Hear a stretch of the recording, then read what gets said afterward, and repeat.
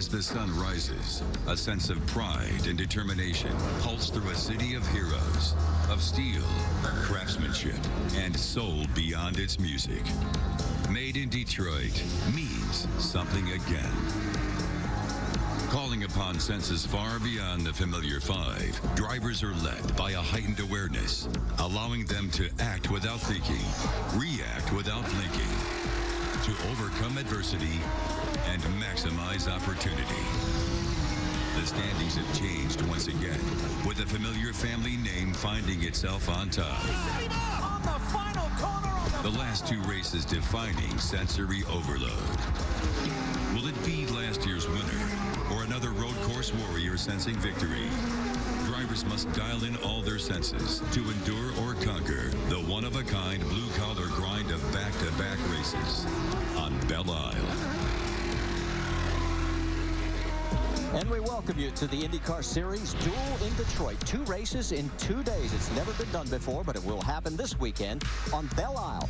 982-acre sandwich between Canada and the United States. Hello again, everybody. Marty Reed, glad that you could spend part of your Saturday with us. 2 full races, which means twice as much punishment for the drivers, but twice as much reward. Double the points. You can come away with as many as 100 points if you win both races. And now that the Indianapolis 500 is over, the focus is on the championship. And the man who's leading that championship is with Jamie Little. And Marty, it's the first time that Marco Andretti has led the points in his IndyCar Series career. So what does it do for you, Marco, being the point leader for your and your team's psyche? Yeah, I mean, it's great coming into the weekend, but obviously, you know, with what happened in qualifying, we're faced with a little bit of adversity, but hopefully, you know, we're up to the task to march to the front today. That's going to be the plan. We definitely have to stay clean while doing it, you know, just try to get there as smart as we can. So you talked about rain. You want it to rain. How can that improve your chances here today? Just to shake things up. I mean, it's not fun being 18th, and if it runs a green flag the whole way, that wouldn't be fun for me because it's harder to make up positions when everybody's just as quick. So I love the rain. It was a bummer we messed up the pressures yesterday because it was going to be fun. Well, he says he has a good race car, so watch Marco Andretti coming from the back of the pack 18th to the front. Let's go over to Vince Welch. Ryan Briscoe is the new driver in the National Card number 4 car today, and it's Ryan's first time working with this team. Very few green flag laps. It's been a challenging weekend for everybody, but particularly a driver in a car with a team for the first time. What's been the most difficult aspect for you in this transition? You know, it's just limited track time, you know, and plus weather has been playing a part, but, you know, only 1 practice session this weekend, and it was filled with red flags. So we've really had to do a lot of our work throughout qualifying. We've been making gains and certainly getting the car more comfortable to my driving style. But I think the whole grid today is such a mixed bag. You've got a lot of good drivers at the back. And it's going to be an interesting race. So I think starting back here, we're going to have to be pretty careful on the first lap, but also a lot of opportunity to move up. So I'm looking forward to it, and hopefully have a good race today, and then we've got another shot at it tomorrow. Yeah, you do start 21st today, so how do you approach the 20 ahead of you? And it's a 2-stop race today. Yeah, I mean, 70 laps, so 20 cars to pass. That's, what, 1 every couple of laps? We're just going to go out, you know. We might play a different strategy from back here. I think I'm one of the few cars starting on the red tire, so we'll see how that lasts, and I think it's good that we're doing something different to the majority of the cars in front of us. So we're going to look at maybe some alternate strategy and then try to pass as many as we can. Ryan Briscoe in the 4 car today. Let's go to Rick DeBrule. Last year here at Belle Isle, the track was the big story, but for all the wrong reasons, the surface began to break up. Pieces came loose, knocking 1 car out of the race and causing a lengthy delay for repairs. Well, this year, Roger Penske didn't want that problem at all, so they spent $2 million laying down new concrete and asphalt to make a better racing surface, and they have now stretched out this straightaway going into turn 3 to give more chances to pass. Roger Penske wants this racetrack remembered for just one thing this year: great racing. Thanks, Rick. Let's bring in Eddie Cheever and Scott Goodyear. Eddie, I want to start with you. It seems like Roger Penske's attempt to fix the track has turned out to be easier than fixing his race team. The very word Penske is synonymous with success, especially in auto racing, and they've done a wonderful job here in Detroit. But it seems that It might take a little more tinkering to have that magic go all the way over to the race team. They have not won a race this year, and they've come off a very un-Penske-like Indy 500. Let's get back to the subject, Scott, about how difficult this track is going to be. This is going to punish these guys. It really is, Marty. This track is a complete contrast to the Indianapolis Motor Speedway that we ran just last weekend. Street circuits, notoriously bumpy. As we watch Tony Kanaan here, watch his hands and listen to his throttle, working the car all the time. Pavement changes from concrete to asphalt, and you have to also go over manhole covers. And you can see Joseph Newgarden here. You place the car in the wrong place, and the car will go around on you. We do this here today. You've always come around for this racetrack, Eddie. You know, as you're punished and you're also blisters on your hands, we have to come back one more time and do it again tomorrow. Well, under the beautiful skyline of Detroit, 1 week ago, Tony Kanaan was celebrating under the skyline of Indianapolis. He won his first 500. It is said that she picks the winner. 500 miles to last forever. For 11 years, she denied him. I've been treating this track extremely nice to see if she will pick me. I'm going to go for it. It's going to be all or nothing. Look who's first, Tony Kanaan.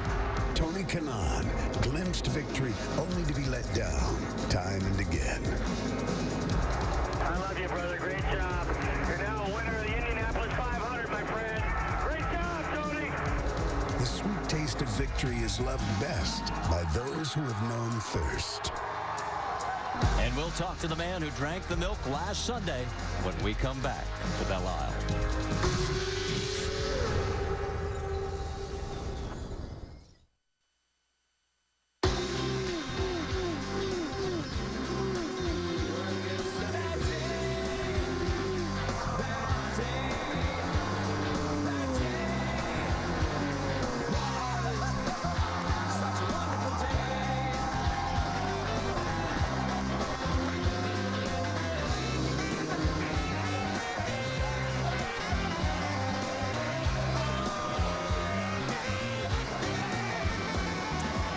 Certainly was a magical day for Tony Kanaan as he is still celebrating 1 week, almost to the day after winning last week's Indianapolis 500. Fitz Welch caught up with him just before he climbed into the cockpit. There can't be a more wonderful day than winning the Indianapolis 500. You know, they say winning Indianapolis changes your life, and I got to believe it's done that for Tony Kanaan. But how about the hairdo, the blonde look? Explain what happened there. Well, I lost a bet or won a bet, I don't know, but me and Rubens Barrichello, obviously Rubens has no hair, so I said if I win the 500, you're going to have to shave your head, and I'll dye my hair blonde, and I paid my bet. Yeah, I think you won the bet ultimately by winning the Indianapolis 500. Now, how about today? It's been a difficult race car to handle for you this weekend. You're starting 19th. What do you have? Yeah, we struggled here last year, and apparently we're struggling again, so we made plenty of changes for the first race, so we'll see if we can get it right for tomorrow. But yeah, we've been struggling. It's going to be an interesting sight seeing Tony Kanaan, maybe an exciting one coming from the rear of the pack today. And it certainly was an incredible record-setting day. Look at the lead changes, doubled from the old mark just set 1 year earlier in 2012. And then, of course, the number of leaders jumped from 12 back in 1993 to a new record of 14. And the speed, a blistering pace, 187 and change, beating the old mark by Arie Luyendyk set in 1990 at 185. That is the front row. Two familiar names to many in the sport, but not accustomed to being up front. We'll talk about the starting lineup and all the guys that are going to be chasing those two when we come back to Belle Isle. ESPN's coverage of the Indy Duel in Detroit Race 1 on ABC. Brought to you by Lunesta Ezopiclone. It's called the Motor City. It started racing back in 1928 on a 1-mile dirt oval. It was won by Ray Keach at a top speed of 86 miles an hour. We're about to go a lot faster. In fact, it's time to fire the engines. And now for the most famous words of motorsports, a custom that originated at the greatest spectacle in racing, the Indianapolis 500. Here to give the command, President and Chief Marketing Officer of Quicken Loans, Mr. Jay Farner. Drivers, start your engines!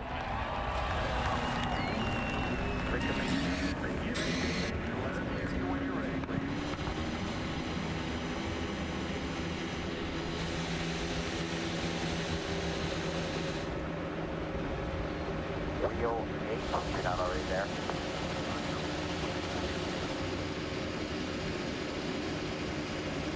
Engines come to life on the 25 cars that are about to take the green flag. Let's get our final update, pre-race style from pit lane. Jamie Little, you're up. Well, Marty, for the first time in his IndyCar Series career, EJ Viso is starting in the #1 position. Now, even though he showed a lot of power yesterday, he told me this morning he was down on power. Chevrolet and the team went to work, made some internal setting adjustments. They believe they're powerful enough to stay up front. Let's go to Vince Welch. A year ago, Scott Dixon won this race, starting from the pole and led every single lap. He's going to see it today from a completely different perspective. Dixon rolls off 15th. Now, this is a two-stop race. It should not be a fuel strategy race, but it will be a pit strategy race. When he pits within his window, this 9 team is going to guarantee or hope that that's going to get them track position, that he won't have to pass cars on the track. Rick. Well, Vince, for a driver who's won 2 races, James Hinchcliffe, if you ask him, won't tell you he's having such a great season. That's because he's won 2 races, including his first IndyCar race, but he's also finished last twice. He had an Indy 500 forget, and this race, well, it hasn't gone so well. He's starting 20th today, but he's still in the hunt for the championship. He's in 5th. He knows some good finishes, and maybe another win or 2 could put him back in that game. Thank you, team. Let's set the starting field for you, and you will notice on the front row, as we mentioned, EJ Viso and Mike Conway. Conway was over in England earlier this week and comes over here and puts it on the front row. Now, 10 of the 13 races have been won from the first 2 rows, guys. And that's very important here, and that's why they talk about pit strategy like they did with Scott Dixon. The guys at the back have to have a plan to move forward. Maybe they can do that by conserving fuel and then passing cars. When everybody pits, they're going to try and run some hard laps, Marty, and move their way up. Notice right there in row 6, Dario Franchitti, he actually won the pole, but he's one of 4 drivers that incurred the 10-position starting penalty for an engine change back at Indianapolis, so he's got his work cut out for him. He has not won a race this year, and that is not normal for that team. But this is a really difficult track. There's hardly any grip at all, and even if you look at a driver like Marco Andretti, who's blindingly fast on these street circuits, he's way back. So you have a lot of powerhouses in the back, and they have to find a way to make it to the front, and it's hard to pass here. And what you're noticing as you continue to see this field with Charlie Kimball pulling up the tail end of the 25 cars, a lot of great names that are starting deep in this field. Let's talk about this 2.35-mile layout, Scott. We talked about street circuits being very rough. You see turns 1 and 2. Turn 1, not a bad passing opportunity. You can see the old turn 3 on your right-hand side. Well, it's now changed. We have a half-a-mile longer straightaway with that long run to turn 3. A great passing opportunity. Turns 4 and 5, you'll have to really move people around if you want to try and get past them. Turn 6 down that long straightaway. Got to get it at a strong passing opportunity in 7. You get through what they call the fountain turns, and that run through 12 and 13 is very important to have a good shot down that straightaway to pass going into 1. The pit road exit, very confrontational here, and that will be the situation throughout this complete day. Cars still on the pace laps. Let's check in on our 6 onboard cameras. First up is Charlie Kimball as we work from back to front. He's got the Novo Nordisk onboard camera starting 25th. Ryan Briscoe with the National Guard camera. He'll be starting 21st today. And as always, the GoDaddy camera with James Hinchcliffe. James starting in the 20th position. Last week's winner, Tony Kanaan, starting 19th with the Firestone onboard camera. All right, bud. Got a radio check? Copy radio check. Keep putting a little bit of tap in those brakes, DK. Make sure they're in for us. Brakes are important at this. We'll talk about that more. Simon Pagenaud, the number 77 with the Honda onboard. He's starting 8th. And our defending series champion, Ryan Hunter-Reay, starting 4th with the Verizon onboard camera. So if I need some help with the rear tires from where I'm at or something, the first position the first one you're going to go to is position 3. Okay, mentioned position 3, Scott, what they're talking about. It's a fuel trim, and that's what they're going to try. A lot of teams will try and save fuels. We talked about running a different strategy here. It's going to be very important throughout this race. Got a chance to remind you this broadcast is available in Spanish. All you have to do is activate your SAP button, presented by ESPN Deportes. So far, we have been very lucky with the weather. The forecast was that we were supposed to be in a deluge by now, but right now it's mostly cloudy, 79. The wind is beginning to pick up, though, Eddie. That's not that big of a problem in a place like this, but we're all looking at the weather trying to find out what's going to happen. But what is really important here, Scott, is you have to get tire temperature into your tires. All right, let's check on the past winners because we have 5 in this field that have won here. Helio Castroneves is the only 2-time winner. And, of course, Tony Kanaan won twice in Firestone Indy Lights here at Belle Isle. Now, remember that they have the black primary tires and the red optional tires. The reds are a little bit more grippy, but they also have a tendency to wear faster. Here are the 7 that are starting on the reds. And if you're further back, you want to take advantage of those red tires like Ryan Briscoe with a little bit more grip. Hopefully you can pass quite a few cars before you get to your first pit stop. All right, so as they make their way down the back end of the racetrack, we're getting ready to go green here at Belle Isle, and there is E.J. Viso on the inside. There have been 16,000 Major League Baseball doubleheaders. We're about to have the first in the IndyCar Series. The duel in Detroit is green.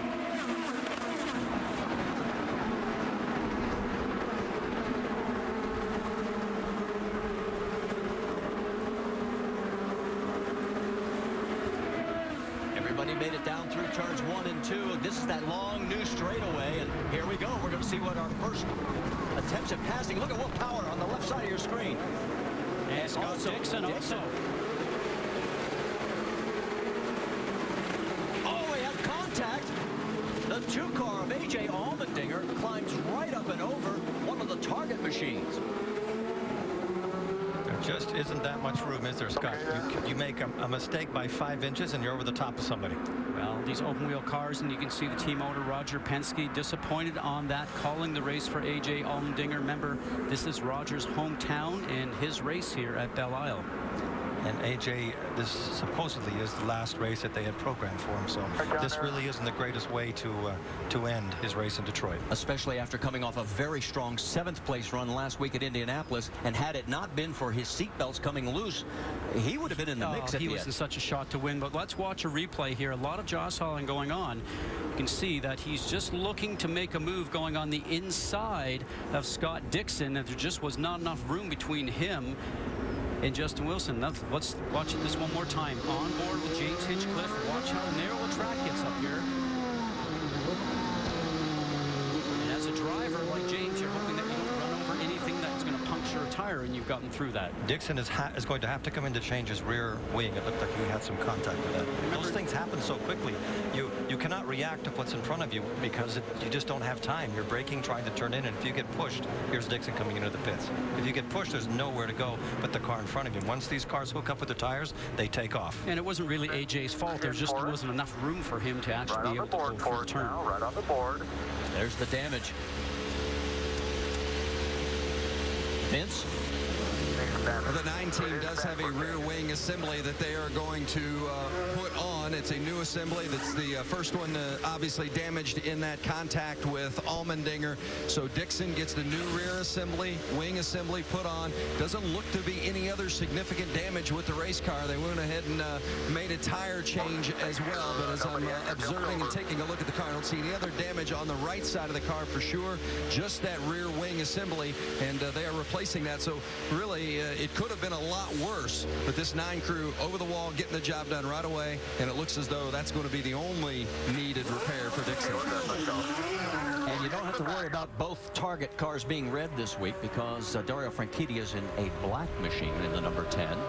So as Scott makes his way back up, they're still cleaning up out at the crash site where A.J. Allmendinger climbs up over the back of Scott Dixon.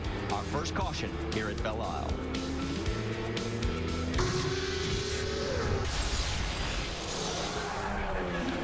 We're under our first caution here at Belle Isle in the first of our double-header races, and that is Mike Conway leading E.J. Viso and Ryan Hunter-Reay around this track. The reason for the caution is A.J. Allmendinger out of this race. He'll be back tomorrow, hopefully. Let's find out more from Jamie Little.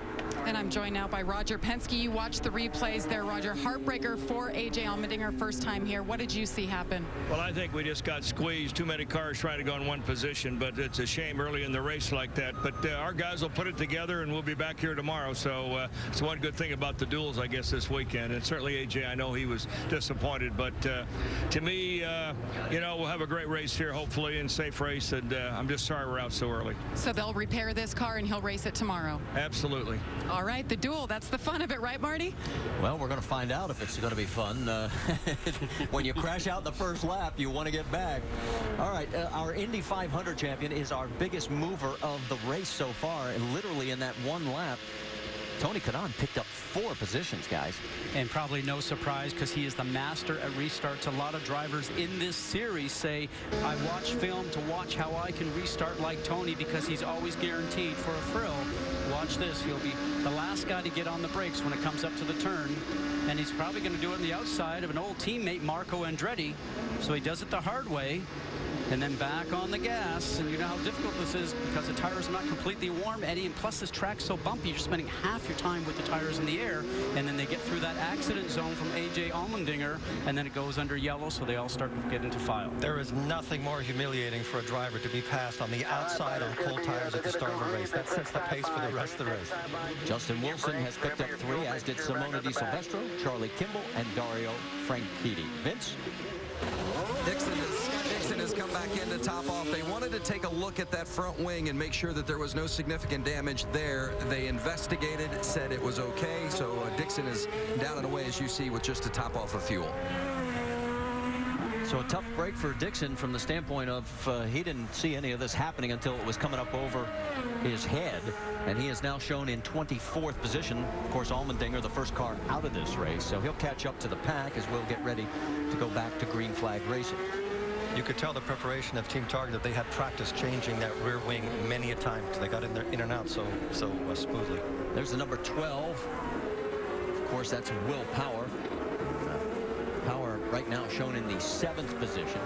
Some of the other key cars. There goes the National Guard car. That's Briscoe. He's shown in 19th position. And from high above, you get a chance to see down on Mike Conway. And Conway has been very solid. He's going to start on pole tomorrow for the second of our dual races.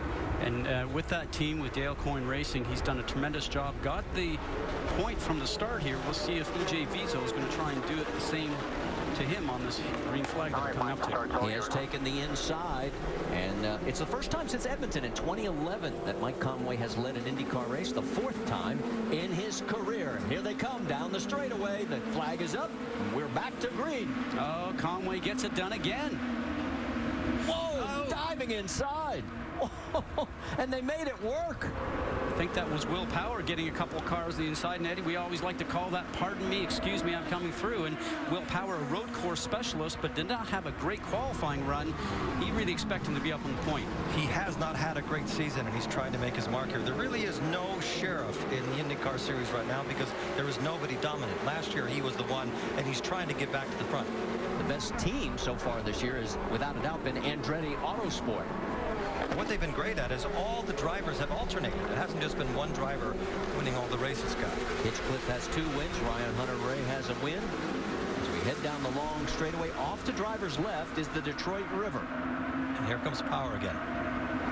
Diving down on Viso, and he makes it stick again. And Eddie, we call that the surprise move, don't we? Because the driver's not expecting somebody to come around the outside of him, but you want to set yourself up that way so you're on the inside for that right-hand turn. He did that beautifully. Not only beautifully, but he is extremely committed, and he's every hole that he has, he's taken advantage of. Don't forget, we're in Detroit, and that is Penske City, so he has to do very well here. Now, the way to tell the difference between the 2 remaining Penske cars, notice that the 12 is all black. Black mirrors, black end plates.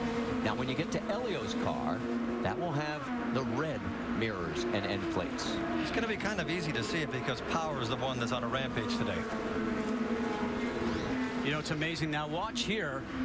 This is the 12 car. of willpower. And watch him. He's on the inside, a man on the mission, not one, but two, but three, and I'll get as many as I can. And that's a surprise. He's just trying to catch people on a little bit of a nap there, Eddie. And guys don't expect that sometimes in a restart. It's not so much a nap. We're racing on cement here, and the tires have no temperature at all. We were talking about Kanaan being good on those restarts.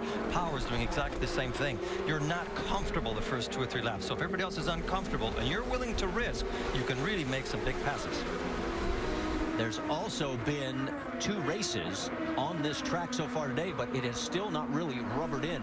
As we're looking at the 55 right there of Tristan Vautier, the rookie, as here comes James Jakes. And Jakes has looked good this weekend, and he takes the position. Boy, he's been impressive. The last couple of years, he just keeps improving, sneaks up on things, and all of a sudden you look at the results after a weekend and you go, gosh, did he ever move up and do a good job? But right now, with this new team, with Ray Hall Lanigan Racing, he has really proven that he knows what's going on.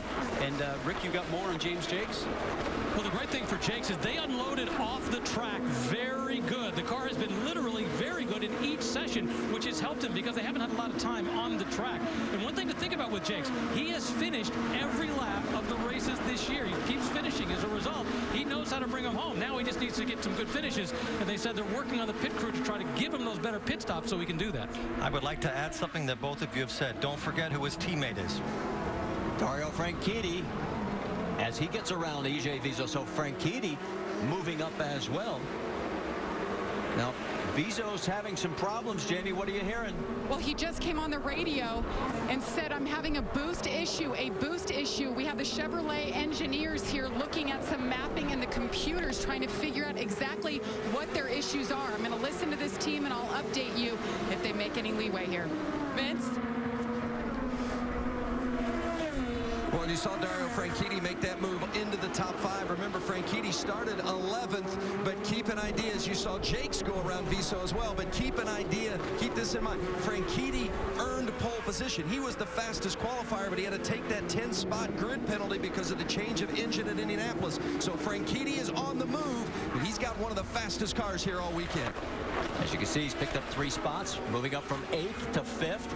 Now he's got some open track. He's on the red alternates, setting sail. Now, we know these red alternates are faster, but, Scott, we don't know how long they're going to run because we haven't done these long runs yet in practice.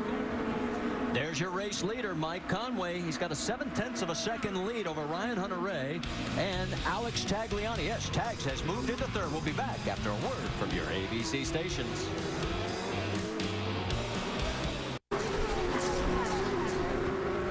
Welcome back to Belle Isle, turning lap number 9. EJ Viso on your screen in the 5 car. As I reported earlier, he was down on power this morning. He slipped back another position. I just was told by the team, Ziggy Harkis, his strategist, something is wrong internally. He has no power down the straightaways, but they don't want to bring him in because that would drop him all the way to the back. So you hear the radio? There, they're looking for a caution. Stay out until yellow is the word for EJ Viso. Yeah, but at the rate they're going, Jamie, they could be dead last in this field because he is just not able to keep up. No grunt going down the straights. It's actually more difficult to be in his position right now, trying to not get run over cars, but keep up your pace, Scott, because they keep getting you under braking. He's not. It looks like he has a braking problem, but that's not the issue. The issue is he's down on power. And we saw Elio Castroneves make a nice move past Tristan Vautier. Great job that he's doing as a rookie. Simon Pagenaud also moving around Vautier. So Pagenaud moving into 9th, Vautier 10th. Let's go on board with Simon. Just watch the steering wheel on your left-hand side here. How rough it is for a driver going down the backstretch now. Going to that turn 7, and this pounds on your arms, Eddie, as you know, we talked about before. And also, when you're going over these bumps, the pressure goes up your back and into your spine, into the base of your neck. We are worn out after one race here. We always take a week to recuperate, but we got to come back tomorrow, do it again. And I'm thinking back to our onboard camera shots last week at Indy, how everything is so calm and very smooth. At Indy, we're going 220 miles an hour. Here, some of the hardest parts of the track is braking for these 60-mile-an-hour, very tight corners. The problem is when you're braking and you're on these, it's really hard.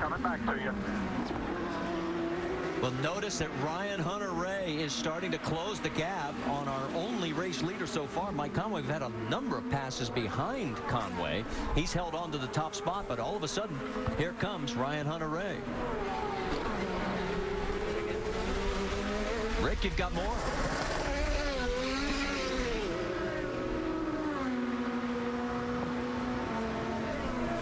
Yeah, just want to update what happened. They basically, because they were at the back of the pack, they felt the smart thing to do was simply to come in, bring them in off strategy, refuel them now, and just see if they can get the Alexa play into their hands later on in the race.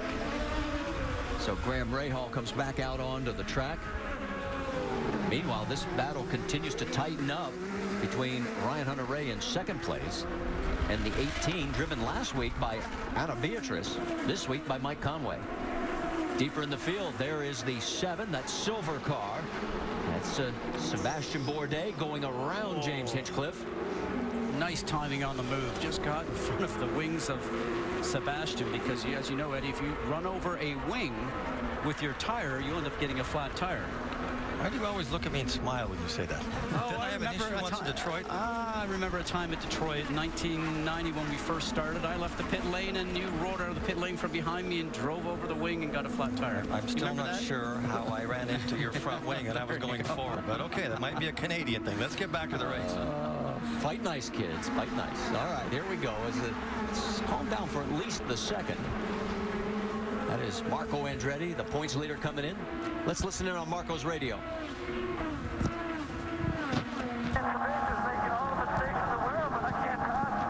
Yeah, copy that. He's starting to hit some traffic. EJ's got a boost problem in front of him. He's got red tires. Everybody with red tires is going off bad. We were expecting that, Scott. Yes, that's some great information. Two pieces of information in there that EJ Viso has a boost problem with the engine, so not getting maximum boost to get maximum horsepower. And then they're watching the people like we are, Eddie, with the reds, as you mentioned, as they are going off. So that means the tires are starting to slip underneath the drivers. But Tagliani is third and Franchitti is fifth, and they have red. So I'm not quite sure that applies to all the cars. If your car is well balanced here, if your car is well balanced, they seem to be doing well. And here comes Dixon. Side by side, Dixon tried to make it through what we call the fountain complex, a series of quick turns, most of them to the left. And that is so hard, Marty, to try and pass people in that area there. Tells me maybe Hinchcliffe is just off song just a little bit getting into that turn. What happens is if you give up one position, a whole train comes by and you lose your confidence, you can't get going again. But this is not a place where you try. All the passes that we've seen that have worked, you've just dived inside and you hope the guy gets out of the way. Let's get an update on Tristan Vautier. He's in the pits. Rick.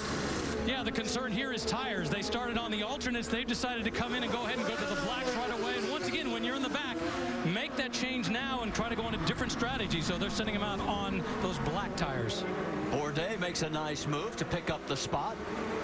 And he is now closing on EJ Viso. Our pole sitter has dropped back to 13th position.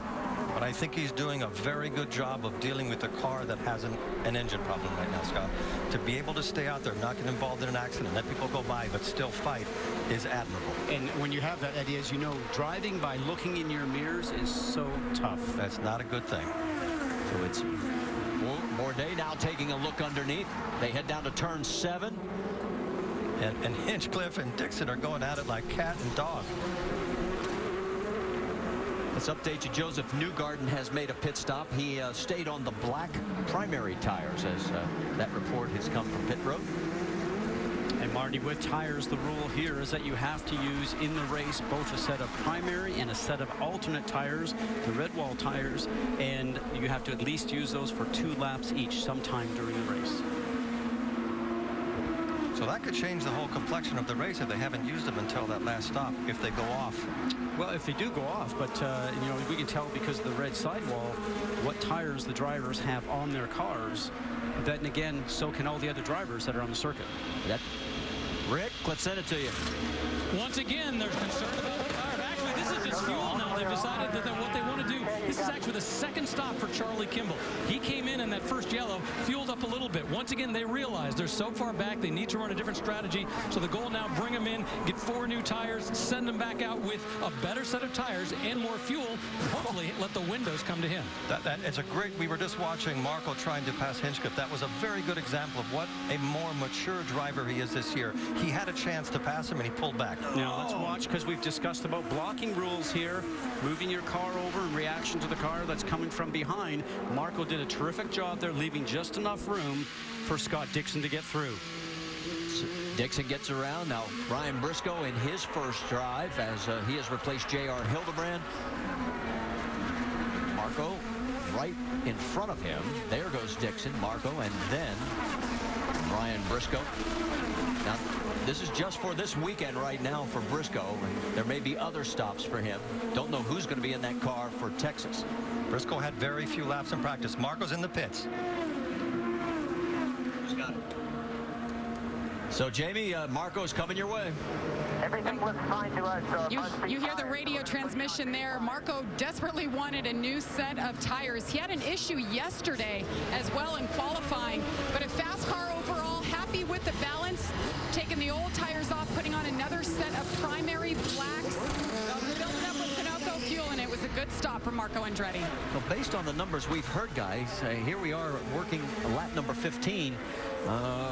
That's not going to put him in his window probably to make it in one more stop. He's Unless there's a yellow. Unless there's a yellow. Yes. I think you can expect a yellow. Yes, at some point in time. So do you just leave the same tires on and continue to move backwards, or you can't make progress going forwards? We saw him having trouble putting power down, getting out of the turn. So now they're in the fuel window. They'll turn around and take a shot at this. But it's a risk. If your case you're interested, the fewest yellows back in 98, 2, the most, 8 in 99. The average is about 4. A little bit deeper in the field, there's Alex Tagliani. As he has got the 12 of Will Power all over him. And right behind the two of them, that is Dario Franchitti trying to close.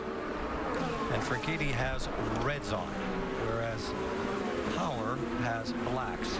So we have red with Tagliani, black for Power, and red with Franchitti. This will be interesting to see on who has more speed as the run goes longer and longer. You know, for Alex Tagliani, I mean, guy that's 39 years old is still one of the most fit guys in this series and most competitive, and he has worked so hard both on and off the track. Sebastian Bourdais is making a stop. He's on the radio. Can't make out. He's being pretty emphatic that they've got an issue, and this is taking way too long. And now, yes. Oh, what started out as a great race for Sebastian Bourdais has just gone south. And here comes the race leaders. We'll get you an update as soon as we can on Bourdais. Right now, Mike Conway still has led every lap. The first two cars, Conway and Hunter Ray, have a 10-second gap on third place. That is a lot of distance for the other people to catch up. They are on a pace of their own at this race. Okay, so I want to throw out to you two, why is it these two have been able to open up that big gap and everybody else is so far back? I think a very, very bumpy track. You're running on cement. It takes a different sort of setup, I think, to do well here, and they just seem to have hit it right on the nail. And again, it's an Andretti car that's running for a win. Well, you're not going to miss anything. We're going to step aside, go side by side, as there's the battle for third, fourth, and fifth. And there is your race leader, Mike Conway.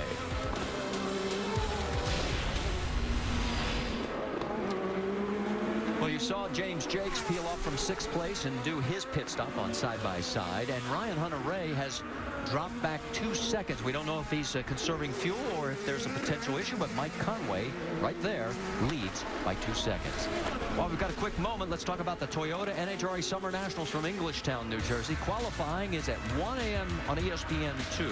The finals are tomorrow, 4:30 p.m. Eastern. That's also on ESPN2.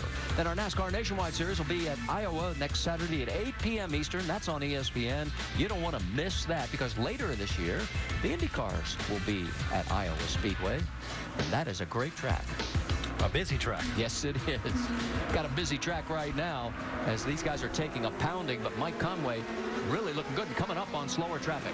He is 14 seconds ahead of the third place and almost 3 seconds ahead of Hunter Ray. And he's in lap traffic, and that will make a big difference here because there really only is one lane around this place, so you can't just shove somebody and move them out of the way, Scott. Interesting to see how well his car is working as we're riding along board now with Charlie Kimball. Talk about how punishing this racetrack is. And you can just look behind you, and there's the leader, Mike Conway. And so as a driver right now for Charlie Kimball, you see that. And if you have anything left in the tank inside of you, you push a little harder, trying to not go down one lap. Look how much quicker Conway's turning into the corners. He's gaining a lot of speed going in. And a lot of times what happens with this is that right now, Charlie Kimball is working harder inside the cockpit because his race car is not working as well, and it's a little bit easier job for Mike Conway. All right, take a look here. Whoa! Hits a tire. Now, that's Charlie Kimball. He's trying to make up for deficiencies in the car, and when that happens, and that's see where the tire ended up. Wow. Those curves are interesting, aren't they? Oh, they punish you, don't they? I mean, they beat the car, number one, and you feel that all the way through your steering wheel into your hands. Conway is so fast under braking. Well, little twitch there. He's got a little loose, but picks it right back up. Question is he running a fuel number right now that will get him to make this a two-stop race, or is he just starting to consume so much fuel that he might need a splash at the end? He's killing him under braking. Every car he's been around, he gains 15 to 20 yards under braking, and he's not gaining anything in the straightaway, so maybe he isn't running more fuel. Here we go for a draft. Will he make it? He sets up. Turn 7, and he's got him. So put Charlie Kimball 1 lap down. Next target is Marco Andretti, and remember, Marco has already been in for his pit stop. Just that little bit of traffic cost Conway a full second. And Hunter Ray is right behind him again. Rick, you've got more on our race leader? Yeah, what a week it's been. Obviously, he got the phone call. He was in the UK, came over to run this race. Listen to the team. They're saying he is getting the fuel number. He's doing great on fuel, which means he's going to be able to stretch that a little more. May have hurt him a little bit when he was back behind Kimball, but being able to stretch that fuel window out as far as he can is only going to help him in this race. And while we've got a quick moment here, remember last week when Chevrolet was dominating in Indianapolis? Right now, Honda is first, third, and fifth. Chevrolet running second and fourth. I like that. But what big tower do you see when we look out our window here? We're in Detroit. This is the heartbeat of Chevy or GM land. World headquarters. So do you think Honda would like to beat Chevy here? Oh, to make up a little bit for Indianapolis, I'm sure. Oh, Scott Dixon rubbed that in very well at the media luncheon a few days ago. He reminded everybody that he led every lap.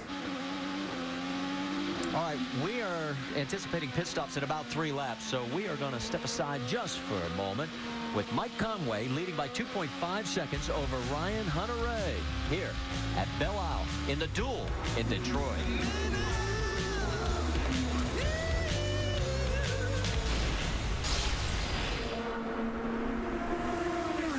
The points leader coming into the race, Marco Andretti, is getting passed now by Ryan Hunter-Reay, his teammate, and he is already 1 lap down. Mike Conway is your race leader ahead of Ryan Hunter-Reay in second place. Give you an update on Sebastian Bourdais. Vince Welch reported he has a stuck throttle issue. He's still on pit road. He's 7 laps down. That's very difficult. When we watch Marco Andretti, remember, he has pitted already and back on lap 14. So once everybody else goes into the pits, he's hoping that he might be able to get back on the point and take the lead. He needs a yellow is what he needs. Briscoe in. Rick? Mike Conway brings the car, and one of the advantages they have is they are the very first pit. Remember, it's his first time with this team. He didn't have to look for the team on pit road. They make a nice quick stop. Great for this team, and Conway is back out to try to fight for that lead. That was an exceptional stop, Scott. 24 laps. Now remember, 3 of those laps were under caution, but we also had 2 pace laps. So the numbers that we heard from the crews, almost spot on. And you have to get really 24 out of it each run to make this a 2-stop race. And whoa! Tagliani goes off in turn number 3. Keep her going, keep her going. Now he's in trouble. It's almost impossible to spin the car there. In these cars. Got to hammer it. No room. Now, to get it in reverse is almost impossible. We watched Castroneves do this yesterday. We'll keep an eye on that. Here comes Tony Kanaan. 1, hit your marks. Hold your brake. Vince? Tony Kanaan has had an overboost issue, but no matter what fuel mapping setting he is on, it still has the same issue. Nothing they could do about it, so no changes in 8.4. So Kanaan came in at 10th place. He's going back out on track. And that overboosting, as we're starting to watch Alex Tagliani now start to get turned around, and we're now going to go underneath a caution. And we hear that Takuma Sato is off course as well. There he is, as he has come to a stop. And the best call, Marty, because to get to Takuma, and he's starting to get out of the car, which is surprising. What he was very smart is getting his car out of the way. Jamie? And Ryan Hunter-Reay in, putting out those red sticky tires on. They filled it up with fuel. And and he is down clean. So he'll be able to finish that stop because he was in before the caution came out. And here is Will Power as he's in. Go, go, go, go, go, go, go, go, go. There's also Dario Franchitti coming out in 4th place. Elio Castroneves is in, Jamie. Elio Castroneves in, filled it up with fuel, and he put the black primary tires on his car. Trouble on the track, the 14 of Sato. Let's go back upstairs to Marty. Yeah, we're still trying to figure out what happened to Takuma Sato. And of course, on the road course races, you can duck into the pits as soon as the caution comes out. And that's why you're seeing all this action. Vince? James Hinchcliffe in the pits. Boy, they've had an oversteer problem in this race car. Says they just can't get it to attack the corner. Way too loose in the back end. They made a change. So he gets back out onto the track as all these pit stops continue. Under caution, Tagliani's in. Vince? Well, this is a real heartbreak for Tagliani. Remember, he spun earlier in the day, cost him some spots on the grid for tomorrow, but Tagliani's had a really good race car. They certainly did not need him to go around and cost him that track position as they were getting ready to come into the pits. EJ Viso is in, as is Marco Andretti. Jamie? Remember, EJ Viso early on had those boost issues. You're going to see them going to work, the engineers plugging in the download cable to find out exactly what's going on. You see him pointing back to the rear end of this car. They want to see the engineers are in there. That was quick. They took a look and let EJ Viso go. Let's keep an eye on the 5 car and see if they were able to fix something that quickly, Marty. The man who started on point. And let's go back and take a look as he almost turned into the wrong pit. Carpenter was able to safely maneuver as well, so no harm, no real foul. EJ Viso back out on track.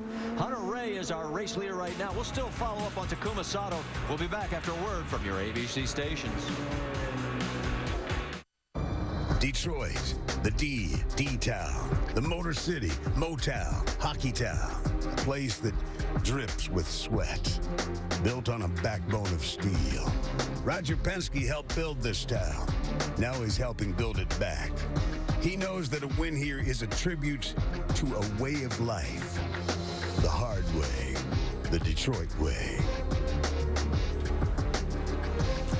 And Roger has invested millions in the refurbishing of Belle Isle, as he, along with several other business leaders, brought this race back to life as we are at the Indy Duel at Detroit.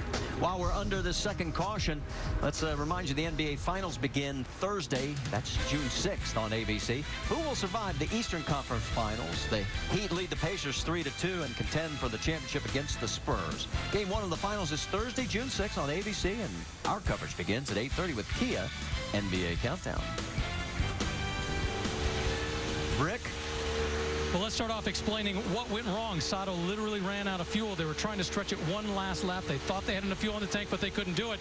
Then when he brought the car in after being towed in, he motioned that his belts had come loose. So as a result, they're having to retighten the belts before they can send them back out. So one problem led to another problem. Talking with Larry Foyt earlier in the season, he was saying the thing we have to do is start making fewer mistakes.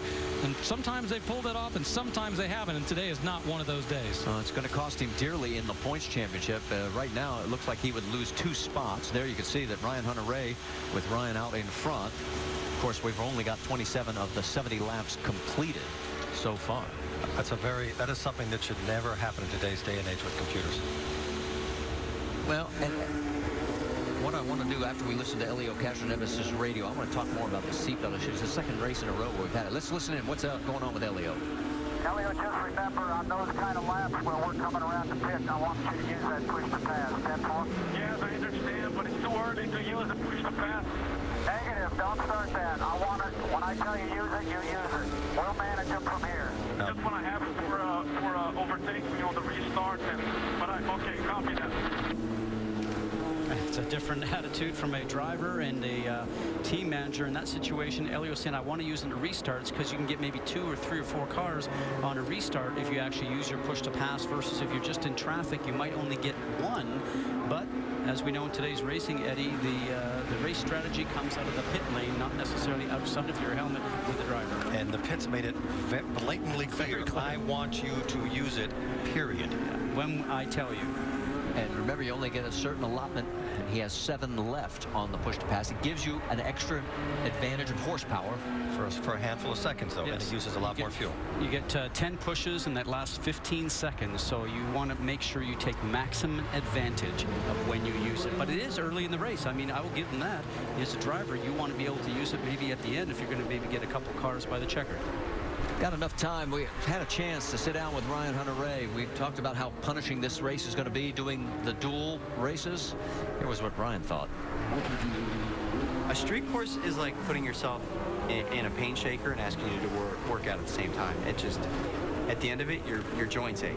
You know, the things you just can't prepare. Your fingers, your joints in your hands ache, your neck aches, and not necessarily your muscles, but just your bones. And just because it is so violent. These cars have very little suspension travel, so the bumps that come through the car even bottoms on the deck, it comes right through your body. So you really get all that punishment through a race. Well, and while we saw this, under yellow, Tagliani has a problem as he ends up in the tire barrier. Oh, definitely the nose is damaged. Hopefully he has not bent any part of the suspension. Let's watch here to see what was going on. Oh, you can see in the far backside there, it looks like he's just a little bit high or something happened. I'm not too sure, but he ended up going straight. It didn't look like the car would turn, so maybe something happened to the car. Mechanically, you can see at the bottom of the screen, just offline, and such a star driver does not make mistakes like that, so I'm suspecting something went on with the car. And that is down in turn 4 of the racetrack, so this is going to extend this caution period.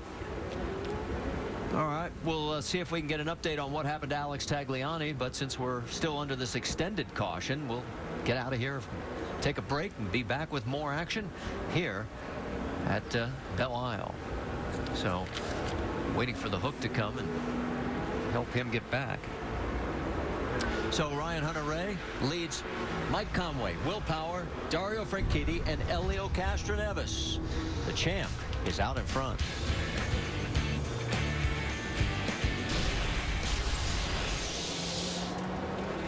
So it looks like Alex Tagliani's day is over as he is out of the car after 30 of 70 laps here at the Indy Duel in Detroit. Our second caution continues, and we wanted to go back and show you exactly why Takuma Sato had a seatbelt problem. We thought it might be something similar to what happened to AJ Allmendinger last week at Indianapolis. It was anything but he was already starting to get out. He was frustrated. The car ran out of fuel. He thought, just get out, and that would be it. And they came back and towed him back to the pits, and now he's only 2 laps down. So that's what all that discussion was over the seatbelts. Because you're wearing that helmet, you can't see to fasten those belts yourself. It's impossible to put your belts on yourself. We want to welcome our U.S. military viewers and their families who are watching today's race via the American Forces Network worldwide. Ladies and gentlemen, we always salute you as you go on board with your car, the National Guard car, driven this week by Ryan Briscoe. All right, let's reset for you as it looks like we're getting ready to go back to green flag racing. As it is now Ryan Hunter-Reay in front of Mike Conway. They have been the only 2 leaders that we've had. As you can see, behind them, we've got Will Power, Dario Franchitti, Elio Castroneves. And how about our biggest movers in the race? Well, Joseph Newgarden has picked up 14 spots. Justin Wilson, Tony Kanaan have picked up 10. And, of course, Newgarden off strategy from the race leaders right now. And it has paid dividends to this point, but we'll see if it pans out at the end of the race. Newgarden will restart in the 10th position. All right, so our race leader, Ryan Hunter-Reay, the series champion from last year, picks the inside. And it looks like green flag is out. Wow. He didn't even wait till it goes away. It looked like he took a snap out in the middle. Yeah, it's not Power, it's Franchitti. And they underneath Power. Side by side, the wheels do touch, but everybody's holding on. And right behind us also, Elio Castroneves, Justin Wilson on the outside of Castroneves. That scouting car, the number 19 is Wilson. On the inside, the number 3, that is Castroneves. And going straight off is James Jakes. Oh, nicely done. Right. That was nicely done. They kept it going. He's going to lose quite a few spots because of the restart, but at least he's still under power. Now, did you see on that restart, Eddie? I think I saw you starting to motion also. Ryan Hunter-Reay was on the gas and already filling the center of the track and started running 2 by 2. He was on a mission when he came around that last turn. And what he has to do now is put 2 perfect laps together so he can put some distance between him and Conway. And they have different tires. Hunter-Reay is on reds and Conway is on black. So you would expect Hunter-Reay to have an advantage in these first 10 laps. But then at the end of the run, he will start coming back. Everybody makes it through turn 7. And Kanaan is up to 7th. With a car that he hasn't been too happy with. There is Tony. Update on Sebastian Bourdais. They have pushed the car behind the wall. So a tough break for Bourdais. Not officially out of the race, but they've got to work on it back in the paddock area. And Dixon is just saying hello to the car in front of him. I'm getting ready to pass, and just keep an eye on your mirrors. 2 great road course racers, Simon Pagenaud and that HP machine. And he knows how tough Dixon is, so he's going to turn around and try and make sure that he can make up time going into the turn, middle of the turn, and the exit of the turn. And Rick, you have more on Simon Pagenaud? Yeah, he just came on the radio, told his team that the car is basically undrivable. It's been great going into today. He thought he had a good car in the beginning, but now on the track right now, you see as he gets past, he does not like the way this car is running. In that situation there on the twitch too, Rick, you're right, because the back end is just twitching as he tries to put the power down. And in a road course, Eddie, as you know, you need to be able to get into the turn very quickly, roll through the center of the turn to be able to keep your speed up, and then get back on the gas without the back end coming around. You want to have confidence in putting your foot on the throttle. Let's go back to the restart, because we always talk about risk versus reward. And here's Dario. He's 4th in line. Right from the beginning, he anticipates it, just charges in. He takes over that space, and Power has no choice. And not only when he tries, he bumps him, and away he goes. Now watch from up above here. He's making the commitment. It's bumpy there. Goes in there, surprises Will Power. Will Power cannot get into the apex, and right now Will Power, as you always say, Eddie, is going, I should have driven it harder. It's a little embarrassing when that happens, especially in front of the pit lane when all the teams are watching. Nothing is more embarrassing than being passed on the outside when you're a race car driver. Well, and if you notice there, Franchitti has opened up ground on 4th place, Will Power. So Dario, after the 10 position penalty for the engine change back at Indianapolis, has now moved his way back up to 3rd. So the first 3 cars are in 2 seconds. Let's get an update from pit road. How about it, Vince Welch? Whoa, somebody hit a tire. End of the day for Alex Tagliani. What happened, Brian? We're not really sure. Alex reported that somehow the steering locked up on him. He couldn't turn the wheel, and that's what put him in the tires there. It's disappointing for all of us in Barracuda Racing. We got a big group of people here from Barracuda Networks. They got their largest technical center just down the road here in Ann Arbor, and so luckily we got another day tomorrow to come back and try and get a good result for them. Thanks, Brian. Marty? More trouble on the racetrack as you finish up, as that is Sebastian Saavedra into the wall, and it is our 3rd caution right now, and that is at turn number 6. So all the fuel strategy has gone out the window right now. I'm thinking that the guys that have actually pitted, and if they can get to lap 46 roughly, then maybe one more stop after that. From Ryan Briscoe's point of view. Well, that's 2 cars fighting for one piece of road. Got nudged, and in he goes. So as you say, this yellow certainly helps. As we see that number 10, Dario Franchitti, hitting some of the tires that are there to make sure guys don't drive over the yellow barriers that are on the ground, those rumble strips. And that tire, you can't see it when you turn in. You're so low in the cockpit that you just hope that you miss it. Here we go again. He just clips it with the inside wheels, Eddie, and sends it off. The tricky bit here where Dixon really got lucky is he hit it with his back tire and not with his front tire. Right. And he has been on a rampage for the last 10 laps. That would have taken his front wing off. So Scott Dixon is now shown in 7th position, guys. So that gives you an idea just how hot that car has been. As you can see, Sebastian Saavedra is getting out. He'll have to make the mandatory trip to the infield care center. And I think we'll apologize and for actually, the gesture. Yes, and that is a fine, and probably a fine times 2, actually, since he was coordinated enough to do it with both hands. That's a double-double. That's right. Well, I mean, he has every right to be mad, but he could have given up the space and tucked in behind. That's a decision you have to make right then and there. And if you decide to hang on and you're in the outside lane, well, you run out of road. Well,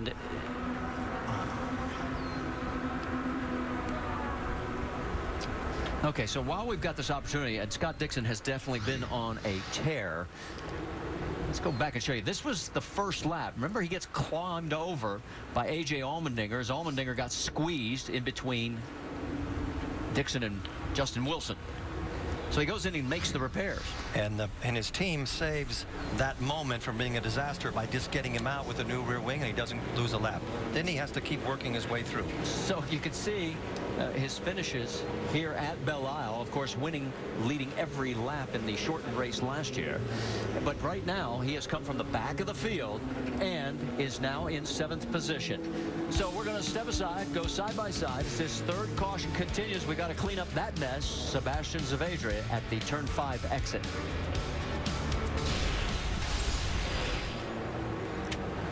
Our third caution here at Belle Isle in the first of our dual races is still ongoing. As you can see, some of the cleanup going on. That is what's left of Sebastian Zavedra's car on the hook, heading back towards the paddock area. Ryan Hunter-Reay is our race leader. And now we showed you the A.J. Allmendinger had his race come to an abrupt end on the very first lap, and he has finally been released, and Jamie Little has caught up with him. Yes, he was standing down here a little defeated. Your first time here to Detroit. You're holding your thumb, though, AJ. What happened? Well, I jammed it once I tried to clear the fence there. Just tight start, you know, part of a street course, 3-4 wide, and you know, had guys on both sides of me and ran in the back of Scott Dixon. That's my fault. You know, everybody checked up in front of me, and I was more worried about the guys inside of me, and I wasn't ready for them to check up so early. So we're going to show the replay right here, AJ.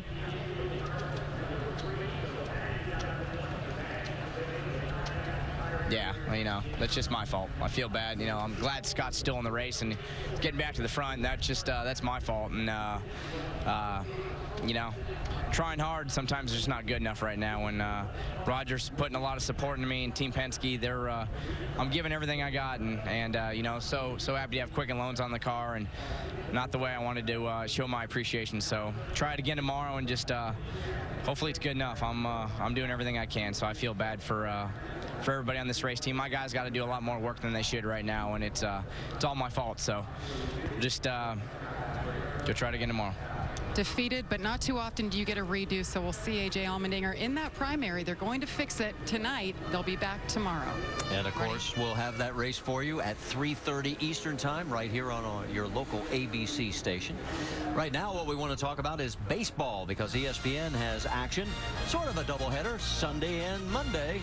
Tomorrow, it's an AL East battle. David Ortiz and the Red Sox take on Robinson Cano and the Yankees. That one's at 8 o'clock. And then on Monday at 7, the Yankees are back again to host one of the surprise teams of the year, the Indians, led by Chasen Kipnis. Both games are also live on the Watch ESPN app.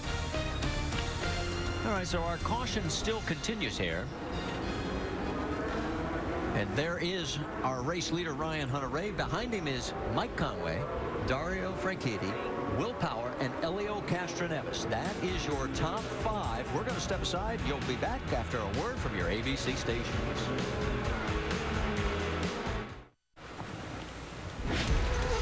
Well, we've got a moment. Let's get you caught up with the Mother's Race rundown. Back on lap number 1, A.J. Allmendinger just had nowhere to go, climbed up over Scott Dixon. Dixon had to stop, make repairs. Here on the restart, look at Will Power, left side of your screen in that black and white Verizon machine. He picked up 3 positions. And Dario Franchitti, after being bumped back 10 positions for the engine change back at Indianapolis, gets around pole sitter E.J. Viso. He is right now running in 3rd. And Takuma Sato ran out of fuel, also ran out of seatbelt, and had to get him put back on. He has gotten back on track. Sebastian Zavedra is back in the paddock area, and Jamie Little has caught up with him. Yes, and he's just walking down pit road. Who were you so frustrated at, Sebastian? Man, it's just frustrating to see that Marco keeps doing these dirty moves, and as usual, nothing is done to him. Just a very frustrating day. We were very strong. We were up there. Great strategy from the guys. My car was perfect.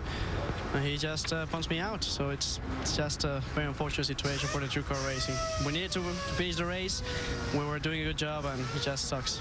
Thank you. Of course, he's talking about Marco Andretti, who, by the way, says his car is horrible right now, you guys. And there you see the replay of it. And you guys were talking about, hey, this is street racing. Yeah, it's really hard to make a call like that, but he was out, and I guess Marco saw a hole and he went for it. But it is once you commit, there's nothing you can really do. Well, let's check in on Marco Andretti's radio. So just for your information, Ray, looks like there's a slim possibility of a half an hour out. That means about the last 12 laps of the race. Weather. And they said rain, a possibility of about the last 12 laps. And, of course, Marco was wanting to see rain because he knew it might be the equalizer because his car has not been handling all that well. The first two now have to deal with Franchitti, who has been really quick. We have to point out we are past halfway as we are getting ready to work lap number 40 as there'll be 30 laps to go at 30-31 as here they come down the front straightaway. It is Ryan Hunter-Reay on the left side of your screen, and he has the early lead. Green flag, green flag. Well, Franchitti took a look at that third position. Fourth was Will Power. And he went a little bit wide coming out of one, so he might have a problem exiting two. No, he's fine. Good clean restart. The only side-by-side action further back, as you can see right there, that's Marco Andretti. You saw Marco's car just dancing around on top of the road. Will Power. Look at Kanaan. And Tony Kanaan. Remember, that is the brand new section of the racetrack, and here comes Justin Wilson underneath Helio Castroneves in that 3-car. And Dixon is not too far behind. He's in that leading group. Here comes Dixon. He's going underneath Helio. So Castroneves is going in the wrong direction. He is, and Dixon is keeping up with what he's been doing the whole day. This is the time to pass people in the starts because everybody's close together. A lot more action going on here in the back. Justin Wilson goes around Dario Franchitti. So Dario has also gone backwards. And you know, Eddie, after your pit stop, sometimes you come out and your car just does not work for a lap or two until the tire pressures come up, and then it settles into a groove. And the guys that are going backwards are probably just struggling with trying to keep their cars even going straight on this bumpy circuit. But that's where Kanaan always has an advantage. He's always really good on those first 2 laps. You cannot be tentative in those first 2 laps, and he's right up there. If his car has pace, he'll be able to stay. But these first 2 are just running away with the race. And that first 2 is Ryan Hunter-Reay and Mike Conway. 2 target cars are right next to each other with their 6th and 7th place. Boy, and I would not have given Scott Dixon much of a chance to get back this far forward in the field, but he has done a marvelous job. Tony Kanaan as they come through turn 3 again. Boy, that new extension of that track change has really paid dividends. Let's go back and show you the restart on board with Tony Kanaan. Because you get that run going down the straightaway, leads into a 90-degree turn, so guys have to really get on the brakes to slow down. And just watch this. Excuse me, coming through, gets a couple right there. I didn't hear him say, excuse me. He just said, I'm coming through. Well, some drivers, you know, are polite, Eddie. I don't think he was being polite. That was one heck of a move. He committed so early on. But the man right now is Wilson. Oh, look out. We got an issue for James Hinchcliffe as he has got a tire stuck up underneath. It looks like, oh, you got a cone. You got a cone. That's all you got. That's not a cone. That's a tire. That's a tire. And the rules only 4 tires are allowed. Yeah, that happens when you keep trying to cut short those curves. And it is on that wing plate there. He's going to have to make a stop. There's no way that's going to come off. Well, unless you drive over some gator bumps and get the car high and it comes out from the bottom. That's not coming out. I think that's there forever. Well, if he wears out all the rubber, maybe it stops dragging and he keeps going. Somehow I don't think that's having a good effect on the aerodynamics on the right-hand side of the car. Well, as you can see, the smoke still generated. Here he comes. He's coming your way, Vince. Well, it's been a handful for James Hinchcliffe throughout the day today. They've just not been happy with their race car through practice or in the early stages of this race because of an oversteer issue. And more, when it goes bad, you just can't get out of your own way sometimes in regards to the bad luck. So they're in. They've taken off the reds. As you see, blacks are going on. They've got that spare tire out from underneath, and away goes goes Hinchcliffe. That was a Firestone red he just took off there. Just bad. Sorry. That was a bad one. That was a bad one. But he is not having a good day. If this was a hockey game, that's 2 minutes in the penalty box. There you go. No, but for a guy that's been so talented, won races this year, he has just had unlucky seasons. Hey, speaking of penalties, as we take another look at this and see where James actually picks it up right there. Well, He had no place to go, did he? No, trying to make a move and ends up catching the tire. But, you know, I love a tweet that he had just a little while ago that Hinchcliffe said, you know, I don't always finish races, but when I do, I prefer to win. Taking off one of the things here. What's going on these days? That's last year when the track was coming up and literally picked up the front end of his car. He could not even make the turn and went straight into the wall, and that's what began a long afternoon. And unfortunately, it hasn't been much better for him here, as this time he picks up the spare tire and has to make the unscheduled pit stop. Now, let me update you on a couple things. EJ Viso jumped the restart. He had a drive-through penalty, so it's gone from bad to worse for our pole sitter. And IndyCar is telling us that they are looking at under review between Briscoe and Viso. And also another incident under review between Justin Wilson and Tony Kanaan. Wilson is really working the Penske car hard. Ex-Formula 1 driver, Scott. I know, very talented. You and I were talking about this morning. For a driver that's the tallest driver in this series, 6'3.5". One of the heaviest guys because of his height. So he's got a bit of a weight penalty there, but is just brilliant behind the steering wheel. And he's very fit. So in a place like this, you would expect him to come on strong at the end of the race. And tomorrow, if his car is running, you expect exactly the same thing. Look at this group of cars. Rick, you got more? Well, Graham Rahal is talking to his dad, Bobby, on the radio. And that last stop, he said, this is playing into our hands perfectly. The car is coming to us. They're right where they want to be. Think about this. He's in 10th right now. He started 23rd. He's moved up well. He thinks he's in a good place in this race. If Marco gets any closer to Graham Rahal, he'll be sitting in his lap. Look at Mike Conway for the race lead as he goes around Ryan Hunter-Reay. So obviously, we saw this happen about 3/4 of the way through the run before, where Ryan Hunter-Reay all of a sudden slowed down. Well, don't forget, I know what you're pointing at. Red versus black wall, sidewall tires. Here we go. Very tidy, perfect setup. And the Sonny's barbecue machine makes the dive on the inside. Does a great job. And he's saying bye-bye. And Ryan Hunter-Reay right there in the car that you were looking at a second ago. The red sidewall tires, more grip, but they seem to go off, as you mentioned, Eddie, and they seem like they could possibly be going off now. Just so we can tell everybody, another pass. Dixon just passed Kanaan. Nobody has to worry about fuel right now. It is flat out with as much power as you have, so we don't have to worry about fuel consumption and strategy. And you know, when you just said that, remind me of driving here at this course all the time. In situations like this, when you're working so hard around here, you are huffing and puffing for breath. Remember, 180 beats a minute or more, and your heart rate is up there, and you're working, you're sweating, and you're just getting pounded each and every lap. When you're in the first 6, it's all very easy. Marty, we're watching Tony Kanaan. There is no penalty going to be assessed between that incident that was under review between he and Justin Wilson. So racing continues. I think Tony Kanaan is holding up Franchitti, and Dixon is taking advantage of it. Let's check in on this target team. Vince is caught up with Mike Hall.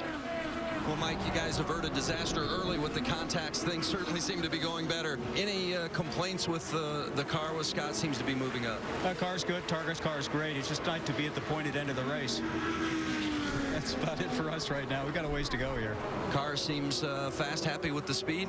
But yeah, right from the start, Scott said this car was good. Maybe changing the rear wing and put different tires on helped. I don't know, but the car's running great. Yeah, certainly avoided potential disaster with that early contact, guys.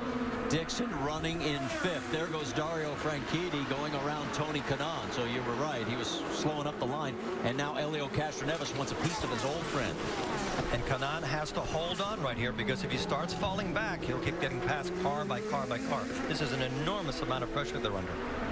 A lot of pressure put on by Justin Wilson on Will Power. That's the battle for 3rd. You're not going to miss a thing, because we're going to go side by side.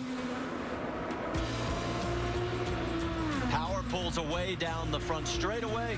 Wilson closes.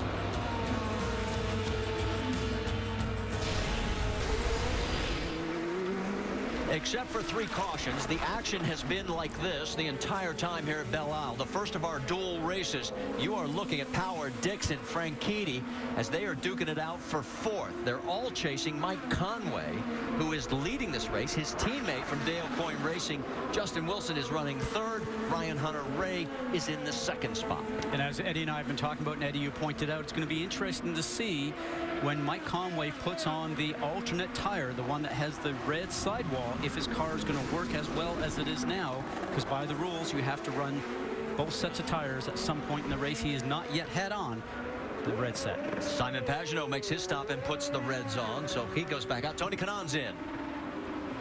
Vince? That cost him time. Let's explain those reds and black again, Scott, one more time. The blacks seem to be better over long run. Marco's in the pits. Jamie?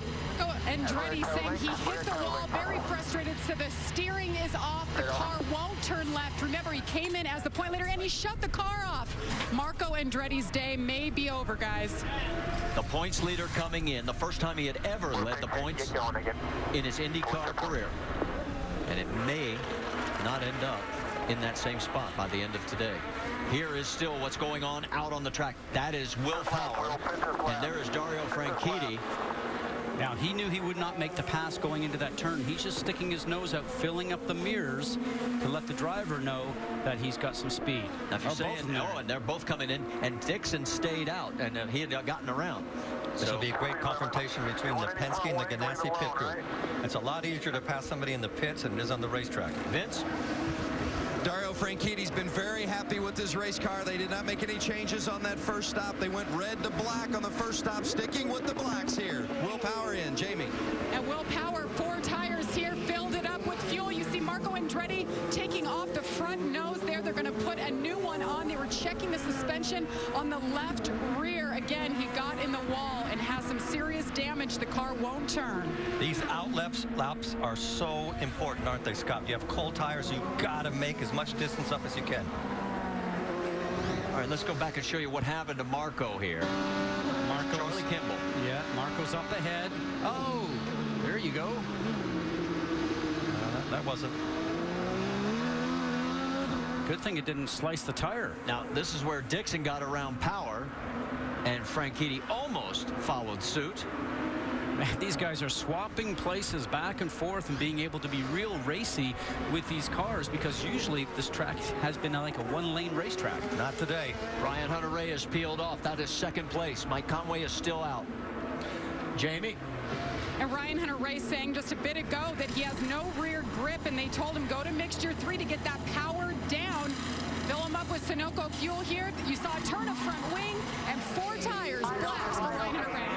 And remember, everybody making these stops can now go the distance. This is going to be a flat-out race. No more fuel strategy.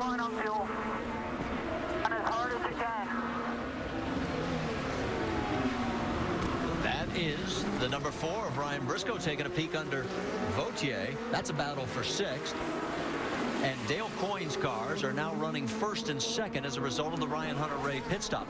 Now remember, Conway is going to have to put on the reds, and you just heard, or I should say Conway's going to put them on, and Ryan Hunter-Reay just took them off, and he was complaining about how the grip had gone away. And we have 21 laps to go. James Jakes trying to put some pressure on Ryan Hunter-Reay. Heard the overtake, push it if you need it. That's the push to pass, which gives you more power for a maximum of 15 seconds. Under braking, not soon enough. Took a peek at turn 7, could not get it done. Now into the fountain section. If you're wondering why we call it the fountain, off to the driver's right there is a beautiful fountain here at the park. We don't see it when we're in the cockpit, Marty. No, you don't. There it is atop your screen as we get it from our helicopter shot. Gives you an idea of the gap. Now there is Will Power in the 12, and right behind him is Dario Franchitti. An Australian and a Scotsman. Now letting it out for 12th place right now, but remember, have to cycle through the pit stops. We've got a lot more stops still to come. Not for these guys. They're done. Yeah, they are finished. They're done, and they're going to run as hard as they can to make up track position. If they can gain a half a straightaway here in the front section, then the guys that are coming out of the pit lane, hopefully they'll end up beating them when they come out of pit. And one of the things I'm noticing, guys, is as you take a look here, as you see the push to pass remaining, Franchitti now has 5-3 for power. Conway has stayed out. It has been 26 laps since his last pit stop. He has a 20-second lead, which is really important coming in. But the more laps he can keep going and building this lead on the blacks helps him when he has to go to the reds. Exactly. And if he has those reds that come into the right position, he could have an advantage other than a disadvantage, because they are very quick out of the box. But the longer you run, the slower they are. This battle here between Power and Franchitti is 100%. Everybody giving everything they have. They're using every inch of the road, and Power is not giving even a millimeter of track to Franchitti. But when you talk about that, we see both Franchitti and Power right now, but they are running slower than Mike Conway is right now, even though they have new tires on. Vince? Ryan Briscoe, one of the big stories of the weekend, as he has stepped into the 4-car for National Guard, replacing J.R. Hildebrand. It's been a good effort from Briscoe today. They're getting more comfortable and happier with the race car as they go. Took the sticking with the primary black compound tires. No changes to the 4-car for Briscoe.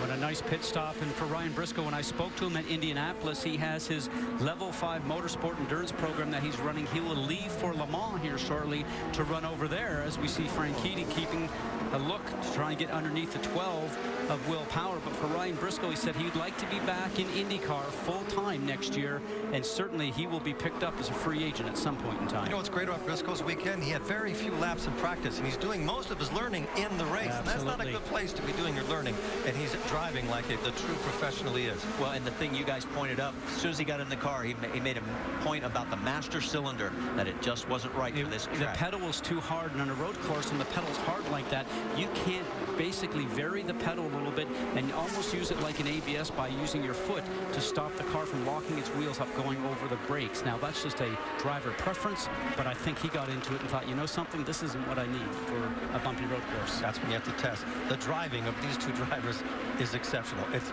very rare you get to see two people racing on a course like this and drive impeccably like they are. Well, this has settled down for the moment. Will Power's opened up a bit of a gap. And let's go back up front, because Mike Conway still has not pitted. It has been 28 laps since his last stop. That is much further than we anticipated. But remember, we did have some caution laps. Now, if he's getting hung up behind these guys, he needs to pit and then have the opportunity to put the new tires on, because you do not want to be held up at all in behind these guys. You're letting the guys from behind start to catch up. Track position is everything at the end of the race. Yep. There you go. Smart move. Rick? And Mike Conway, think about this. Last weekend, he was watching the Indy 500 on TV. He got the call. He's here in the car. But as you see, they are putting on the red sidewall tires. This is the first time he's putting these tires on. The plan was to short field, get back out there, and see if he can go back and win this race. He only has to do 18 laps. That's all that's left in this race. I think he's okay. And there goes Justin Wilson. So he 50 miles an hour in pit lane. That seems like eternity when you've been up front. Justin Wilson was 20 seconds behind, but he does gain the lead, but he still has to stop. Dixon's in. Vince. And it's a short fill and black compound tires for Scott Dixon. Started way in the back and had contact early. He's recovered. Jamie. Short fill and red stickers, red scuff tires actually for the 3-car of Elio Castroneves. The car is good. Dixon gets out ahead of the number 3 of Castroneves. Short. When we talk about that short fill, that means they did not take a full load of fuel, simply because we don't have that many laps to run the race. Graham Rahal, you see there in the yellow 15, coming back out onto track as he cycles back out in the 11th position. There is your race leader. He is our 3rd different leader today, as the man who won Texas last year and will be there next week. In fact, it'll be a prime time night race on Saturday next week from Texas. Vince, you've got more? Justin Wilson, remember, a former winner here at Belle Isle, and he was actually not very happy with his race car coming into the race because of the fact they couldn't find a consistency in their brakes. He said, especially at a place like this, you've got to have a consistent brake package. They just haven't been able to find it, but they had hit on something prior to the race today, and he certainly has a car that is among the best here this afternoon at Belle Isle. Well, Wilson last pitted 29 laps ago, but remember, there's been 10 laps of yellow since he made that pit stop, so he can still go a few more, so that means even less time when he makes his stop. Don't want to cut it too close. Remember what happened to Sato. His lead right now is You saw it on side-by-side as Justin Wilson made a pit stop, the right front tire changer. The pressure was obvious, and let's go back and show you. Here's what happened when he was leading the race. Justin's in, hits his marks, does a nice slide in. The gun comes out of the crewman's hands, but he recovers great. New Firestone tire goes on. Just a couple of seconds longer than it needed to be, but that's probably cost him at least a position or maybe 2 on the track, Eddie. Probably 400 yards on the track. Came back out in 5th position behind Mike Conway, his teammate right there. Vautier, Hunter Ray, James Jakes, and then Wilson. We talk about the pressure on the driver all the time, but when we're in the cockpit, you know, we know what's going on. So when we're out in the track, it's not so much pressure on us. Yes, pressure coming in the pit lane, but the pressure is on the crew members, especially when you got a chance to do well. This is a team sport. Every piece has to be perfect. Let's check in with Rick DeBrule. He is caught up with Dale Coyne. Well, that's right. We talk about the fact that it's a team sport. Right now, he's got T cars in 1st and 3rd. I'm sure you expected this to happen when you called Mike Conway last week, right? We thought he was good for a top 5, but we didn't know where in the top 5. All right, so you got a car in 1st, you got a car in 3rd. How did you pull this off with a quick turnaround from Indy? We just didn't. You try not to out-engineer yourself. A lot of people do that. So I think the entire team has done a great job, and obviously we got 2 great drivers. All right, we don't want to jinx anything, but once again, 2 cars in the top 3. A little team done a lot of work, and James Jake has come in. He's been complaining about the car all day. Now they're going to put on another set of tires, send him back out. Not working the way he thought it was going to go at the start of this race. So that means Conway now leads by 16 seconds over Tristan Vautier. And Ryan Hunter-Reay is 3rd. Justin Wilson moves into 4th after Jakes makes the pit stop. Hunter-Reay is 17.5 seconds behind Conway. That is a lot of distance to catch up. And Mike Conway's making it look easy. His car is working very well. That's a combination of the springs and the shocks that are in the car. And it's probably easier for him to drive at this pace going fast than maybe it is for some of the other drivers who are struggling with their car back in maybe in 12th or 15th. So give a lot of credit to the team. Mike Conway fitting in, working with engineer John Dick. And he is just sailing away from this, making it look very easy. Yeah, they are using their Firestone tires to a perfection today. I think a lot of this, what we're seeing with these teams that maybe don't have such a good chance to win being up in front, is these new cars and the regulations. They've stopped the technical dominance that the bigger teams have.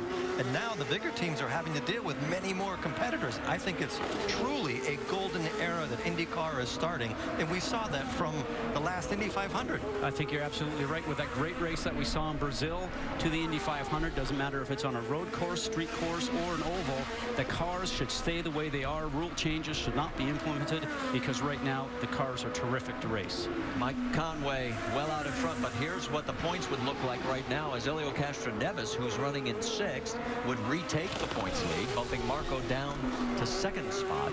And it would only be 3 points separating the 2. And so far, Helio Castroneves has not won a race. Penske has not won a race this year. And yet, if he stays like he is, he's going to be in the lead. Smaller teams, smaller budgets, starting to shine. Let me tell you something. Both Team Penske and Ganassi Racing, they've led only 32% of the laps this year. Last year, at this same time, they had led 61%. And neither team has won a race this year. So that gives you an idea how the pendulum has swung. And you're looking at the team with the Ryan Hunter-Reay there that really has been the one stepping up. So now it's coming down to the drivers and the pit stops and the strategy. Nobody starts the race with a big technical advantage. Tristan Vautier has to make his final stop. He was 2nd. Let's send it down to Rick. Yeah, the rookie brings the car, and remember he did so well the first couple races of the season. Now he's been getting some fuel in Sunoco, full 4 tires, send him back out. The goal to do as well as he can, most importantly to finish this race. Watch and see where he cycles back out onto the racetrack as you see the James Hinchcliffe going by. And it looks like he's going to come out in about 10th. Nice job for the rookie, the driver who's been going through the Road to Indy program with all the different types of cars that they have here to work his way up through the Formula cars. He's done a nice job. Graham Rahal gets around him because Vautier has to be a little bit careful on those cold tires, so moving back to 11th. We only have 11 laps to go. And remember, we're going to do it all over again tomorrow, 3:30 Eastern on your ABC station, as the duel at Detroit will continue. And I think the guys are going to be heading for the massage table as soon as this one's over. You know, we'll see tomorrow is who spent a lot of time in the gym and who spent a lot of time having fun over the winter. Yes, and who's got the blisters on their hands, because I can recall from racing here that this track beats you up and your hands generally have blisters on. You generally have a week to recoup, but not this time, Eddie. I don't think that's the only place you're going to have blisters. You might have them on your backside also, because this is a very bumpy track. There's Marco Andretti running in front of Will Power and James Hinchcliffe. But remember, Andretti is 3 laps down in 21st position. And Sato is 2 laps down. All right, we've got to take one more local station break, and then we'll come back here to Belle Isle. We'll be back after a word from your ABC station.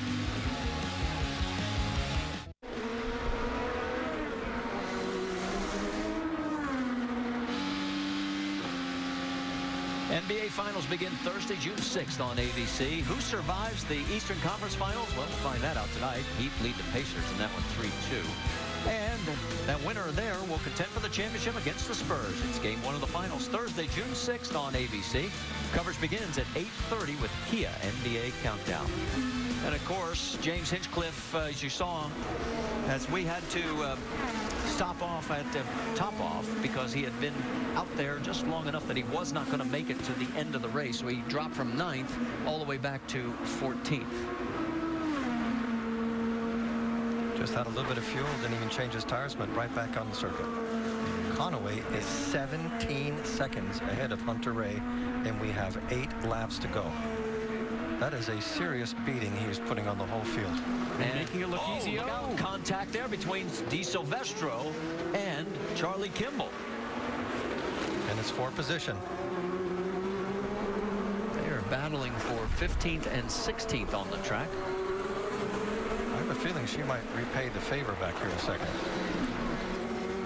Got to take, getting out of here, you got to get the power down. Looks like she could not really do that. Take another look. Here's Charlie coming underneath. Whoa. A little bit of a slide job. A little bit missing the apex. But she turned in way too early. Should have given a little bit more room.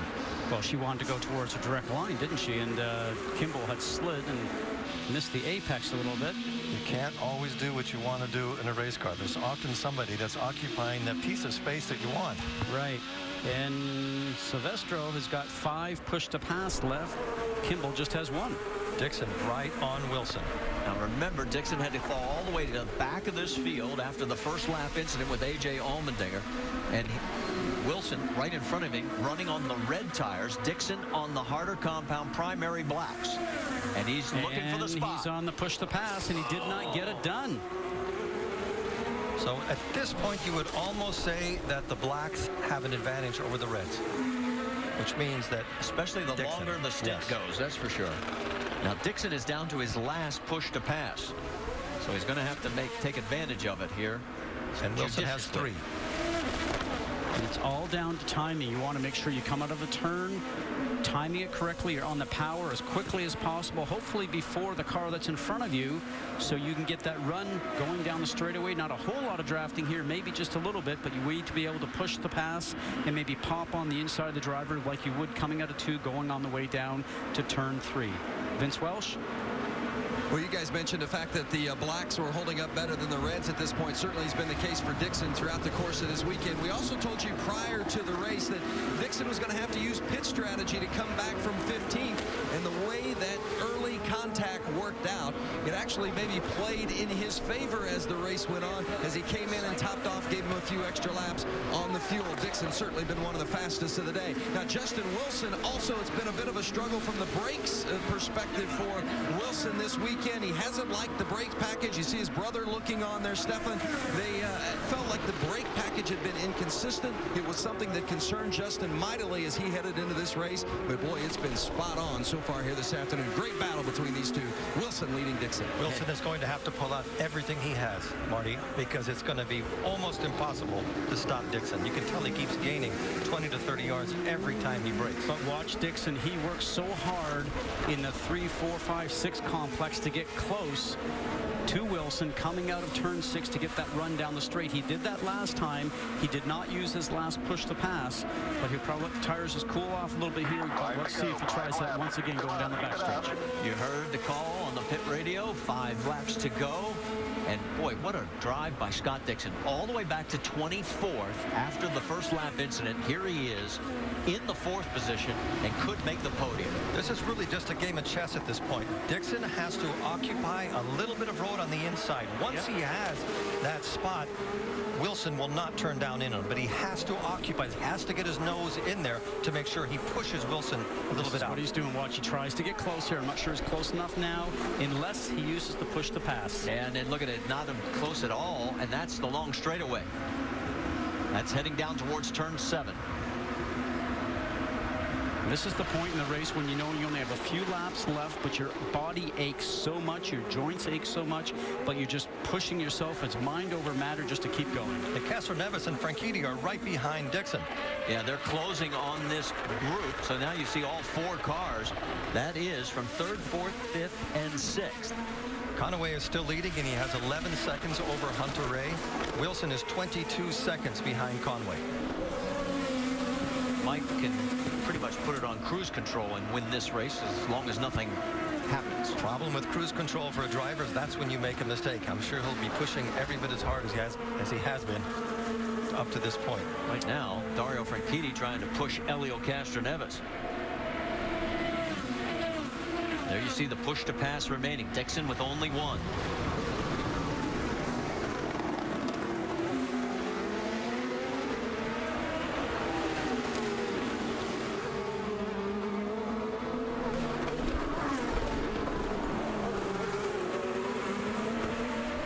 This is a train right now. Make one mistake, and the guy behind you is going to get by.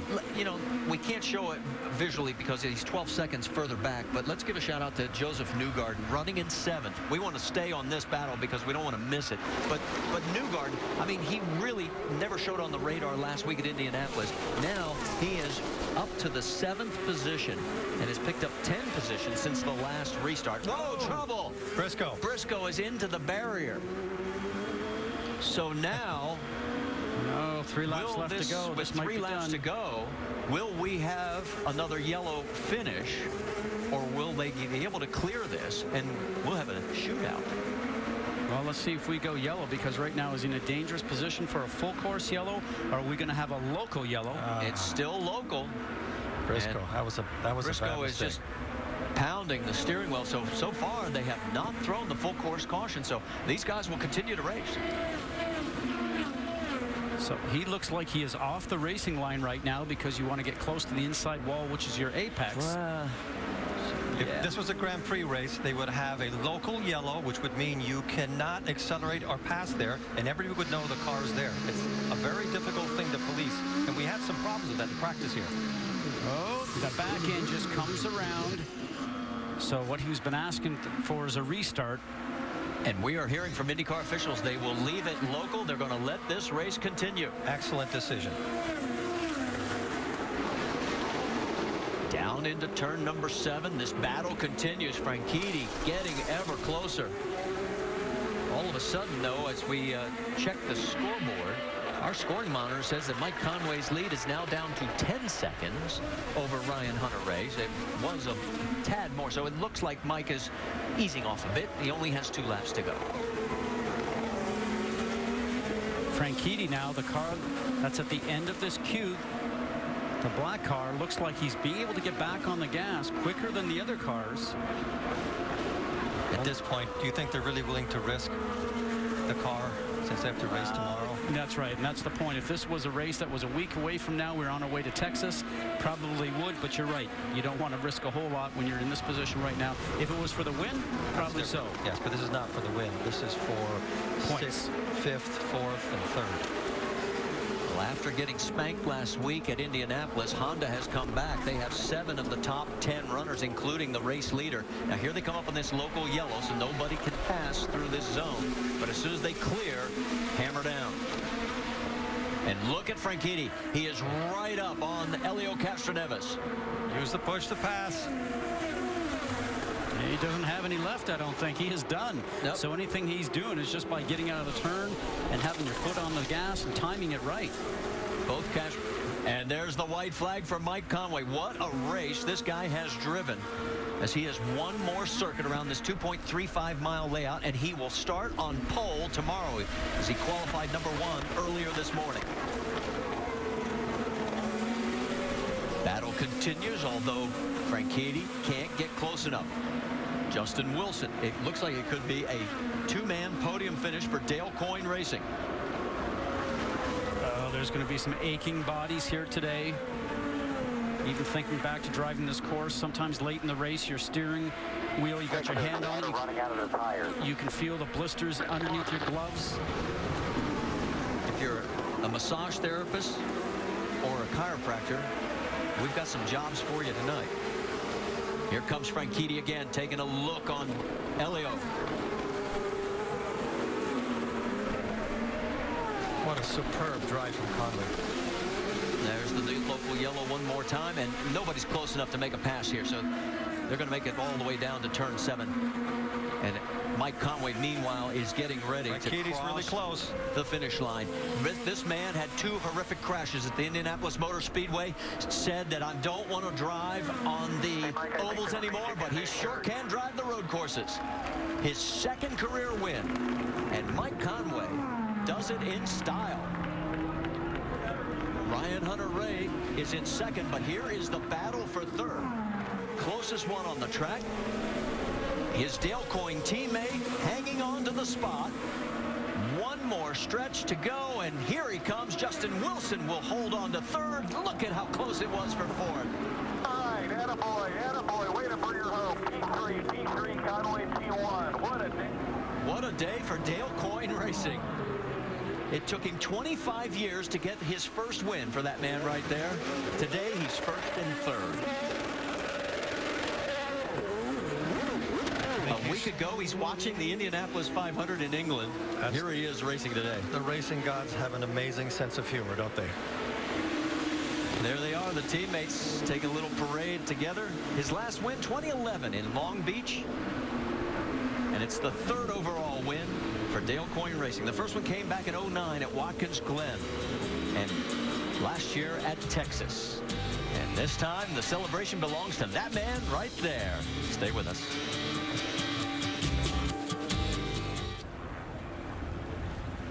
ESPN's coverage of the Indy Duel in Detroit Race 1 on ABC. Brought to you by Progressive. Visit Progressive.com today. Yeah. Well, the celebration is about to begin down on pit road, as there you see Mike Conway getting congratulated from Justin Wilson, his teammate, and he has worked hard for this moment. As he gets ready to climb out, let's send it down to Rick DeBrule.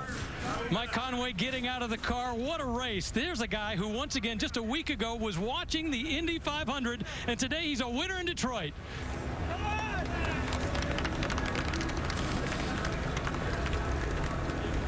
Mike Conway not just winning, but dominating this race. Let's talk to him real briefly. And, you know, let's talk about this. You are with a team you'd never run with before, and a car you'd never run in before. Yeah. How did you dominate this race? Thanks to the team. The car's been great all weekend, and as the track was rubbing in, it was getting better and better. I was just able to push, and just, you know, get a gap, and the strategy worked out perfect towards the end. Just kind of conserving tires just in case there was a yellow flag, and I thought there was going to be with Ryan stuck in the wall there, but good job, guys. Thanks to this man here. You want to go to Toronto now? Yeah, mate, of course. Yes. Dale Coyne stepping in here, a man who got 1st and 3rd today. Let's talk about, you got another race tomorrow. You start on the pole, but how do you feel? I feel good. I wanted to stay out and do some more laps, but I might be a bit sore when I wake up tomorrow. Let's see, but amazing job by the crew. We got another stab at it tomorrow, and we're starting in the perfect position, so big thank you to them, and I'm looking forward to tomorrow. We're going to start calling you Super Sub. Here's the question. You're racing tomorrow. Will you consider racing on an oval in Texas? No, I mean, I'm not, as I said, no real feelings to go back to that, for sure. And I've got Le Mans coming up next weekend too, so I've got busy weekends ahead of me. But no, I mean, I'd love to do the street cool stuff though. All right, real quickly, how are your hands? Any blisters down there? No, they look pretty clean. Not bad. He's got another race tomorrow. Jamie? And Ryan Hunter-Reay came in second, and you said on the radio, man, we just got our butts kicked today. Where were they so much stronger than you? In that middle stint, when we were on reds, we fell off after about 4 or 5 laps really bad. I mean, I was struggling, waiting for somebody to throw me a life preserver. And, you know, Mike did a great job. I mean, he wasn't struggling that much on the reds. So that's where we lost in the middle stint. On blacks, we were just as quick as them on the primary tire. But on that softer alternate Firestone, they're designed to go off like that. So I think we're just beating up our tires a little bit too much. What can you do tomorrow? I see how physically grueling today was. You're soaking wet. You got to do it again tomorrow. What can you do to perhaps get one spot higher tomorrow? I'm going to go ask Mike what his deal is. Heck of a weekend for him to show up, but it's great to, you know, to have Mike back, and he's a heck of a talent. So he certainly showed that today, one-off effort. But, you know, the DHL Chevy strong. Really wanted to win for Chevy today. That middle stint killed us. I was railing Mike in by about 2 seconds a lap that last stint, just not enough time. All right, Ryan Hunter-Reay will start 4th tomorrow. Marty? When the entry list was released on Tuesday, the 18 was listed as TBA. That TBA is Mike Conway, and he is a winner today. Ahead of Ryan Hunter-Reay, Justin Wilson, Scott Dixon, Elio Castroneves, and you saw the rest of the top 10. More coming from Detroit. Don't leave us yet.